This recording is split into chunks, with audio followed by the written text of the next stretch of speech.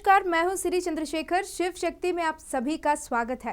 1560 में गोवा में विदेशी मिशनरियों के नेतृत्व में दिन दहाड़े हुआ हिंदुओं का नरसंहार को हिंदू हजमाने से पहले ही 3 जुलाई 2021 में वही चोर सेंट थॉमस के नाम पर इंडियन क्रिश्चियन डे, इसका स्थानीयकरण करने के लिए यीशु भक्ति दिवस घोषित किए।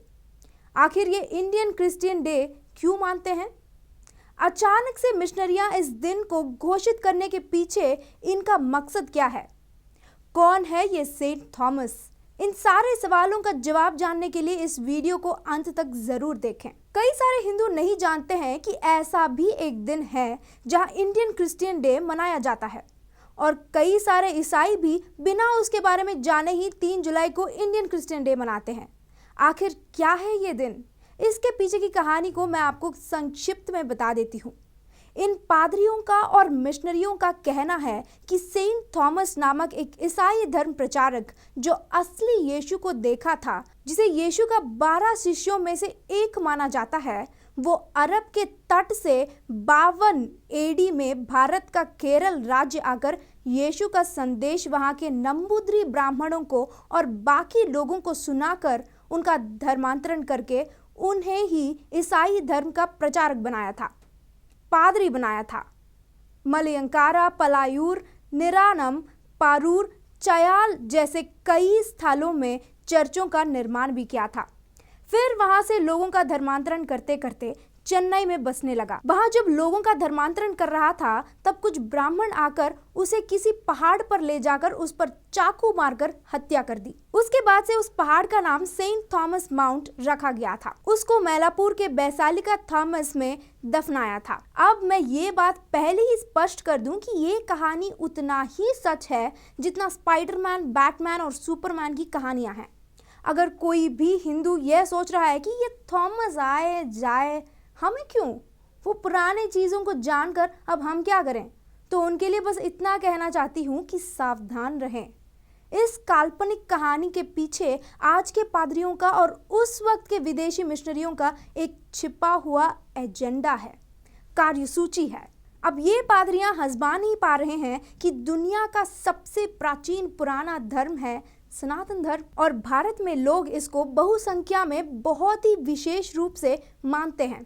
अब कोई ईसाई धर्म के बारे में बात करते हैं तो तुरंत पहले ही कहते हैं कि कल परसों ही उसका जन्म हुआ था। लोग नजरअंदाज कर रहे हैं कि ये नया धर्म है, सिर्फ 2000 साल पहले ही इसका जन्म हुआ था। तो वहां पर इनका धर्म का अहमियत कम होना इन पादरियों से देखा नहीं जा रहा था। तो इसीलिए ईसाई धर्म को भी भारत का प्राचीन धर्म दिखाने के लिए प्रयास किए थे।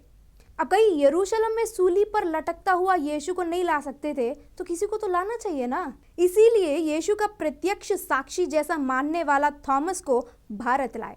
ये था सेंट थॉमस की काल्पनिक कहानी को रचाने का पहला और मुख्य कारण। और दूसरा कारण है 16 शताब्दी में आया गया सेंट फ्रांसिस जेवियर असल में अपोस्टल ऑफ इंडिया के नाम पर जाना जाता था। अब पादरी सेंट थॉमस का स्थान इस व्यक्ति को इसीलिए नहीं दे पाए क्योंकि सेंट फ्रांसिस जेवियर के ऊपर बलपूर्वक मिटाने से भी नहीं मिटने वाला 2 तिल हैं। एक है गोवा इंक्विजिशन के वक्त 40,000 से भी अधिक हिंदुओं की हत्या करते वक्त उसके हाथों पर रह गया खून का धब्बे, और दूसरा कारण है ईसाई धर्म में अगर एक बड़ा नाम कमाना है तो उसको ईसाई धर्म के लिए अपने आप को त्याग करना है। पर सेंट फ्रांसिस जेवियर कई साल बाद अपने बुढ़ापे में किसी बीमारी की वजह से मर गया था। इसी वजह से भारत का नाम तक नहीं पता चलने वाला थॉमस को गोरों ने भारत लाए। अब मैं इस सेंट थॉमस का कहानी को झूठ साबित करके दिखाऊंगी। एक बार फिर से आप उस कहानी को याद कीजिए।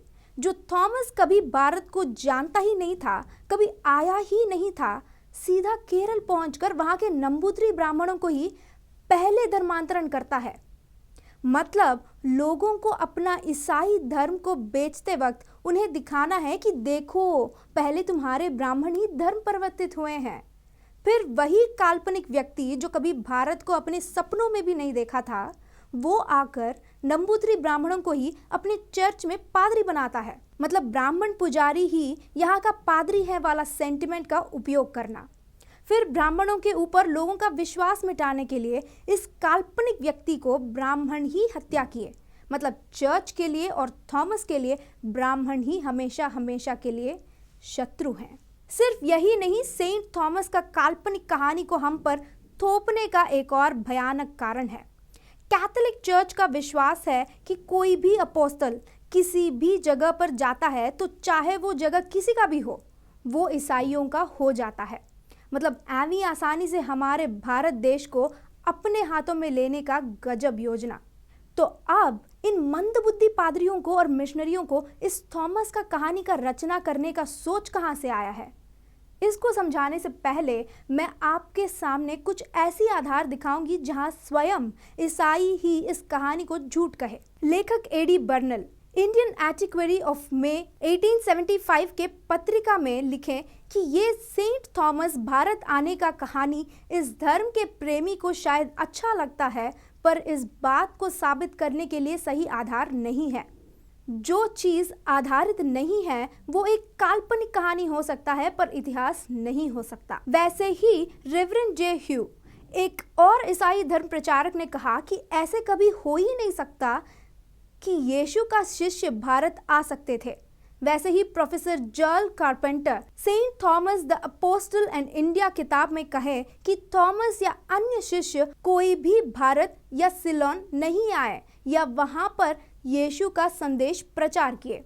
और 1952 में वेटिकन ने आधिकारिक बयान दिया कि सेंट थॉमस का भारत आने वाली बात असत्यापित है।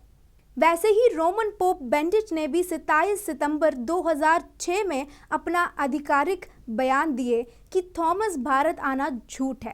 ठीक है, इसको भी हम बगल में रखेंगे।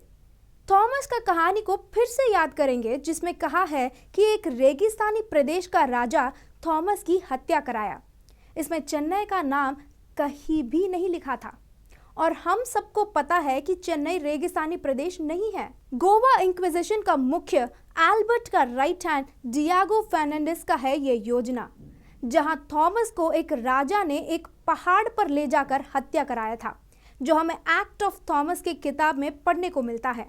तो ये पादरी और मिशनरियां थॉमस को पहाड़ पर मारने का वाक्य वहां से उठा ले आए। मार्को पोलो अपने फेरी टेल किताब में कई सारे बातों में से, जैसे श्रीलंका में ड्रैगन्स को देखना, ये वो, और वैसे ही लिखा था कि दक्षिण भारत में समुद्र के किनारे एक छोटा सा गांव में वो थॉमस का ताबूत देखा था। फिर डी मार्कुलस थॉमी नाम का एक कहानी बना दिए और उसमें से एक प्रीस्ट ने थॉमस को चाकू से मारा था। अपने आदतों के प्रकार ही मिशनरियां हर जगह से आधा आधा कहानियों को उठा ले आकर एक स्क्रिप्ट बनाकर इस थॉमस की कहानी को हिंदू के खिलाफ बनाए थे।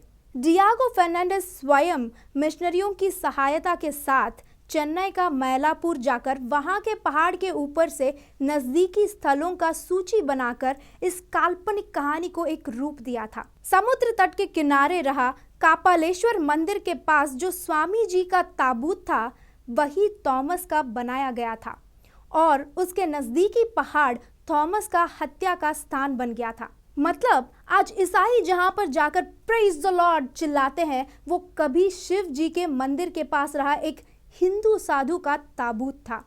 ये है सेंट थॉमस का कहानी। इस वीडियो को जितना हो सके उतना शेयर करें, मिशनरियों के जाल में ना पड़ें। हर हिंदू क्या सेंट थॉमस भी बोलेगा जय श्री राम।